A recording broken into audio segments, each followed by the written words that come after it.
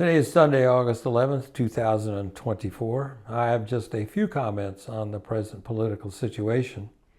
I've titled this chat Gathering Steam. The Harris and Walz team has been vigorously campaigning in swing states during the past week, and activity on the Republican side seems very minimal. J.D. Vance was stalking the Vice President Harris and Governor Walz at the beginning of the week. Trump made one campaign trip to Montana, hardly a swing state. Overall, I say the Democrats are campaigning with vigor where they need to win, and the Republican effort has been very disorganized and desultory. The polls reflect this. The Democrats are closing the gap in swing states.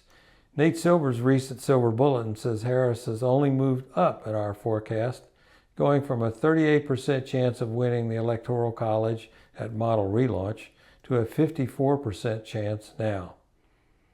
The way I see it, Donald Trump made politics a form of entertainment, but his act is stale. He continues to attack and insult Vice President Harris. He has also attacked his fellow Republicans, most notably Governor Kemp of Georgia and his wife. In his most recent press conference, he concocted some story about being in a helicopter with Willie Brown and forced to make an emergency landing. And this, I guess the purpose of the story was so he could come up with a slur for Vice President Harris. Now, while Trump's diehard cult followers continue their fervent support, his negative, demeaning, angry attacks and lies fail to attract the additional voters he will need to win an election. At the core, his tactics are divisive and self-limiting. There's a visual aspect to what's happening. Democrats are taking a more positive approach in their campaign events. They focus less on personal attacks and more on things that affect people's daily lives. They project a much more pleasant and positive outlook. In my opinion, Kamala Harris and Tim Walz project humanity and respect for the country and for its citizens. And the enthusiasm that I have seen from the large crowds they attract at their campaign stops starkly contrasts with the locker-up nastiness that Trump displays. Trump is shriveling.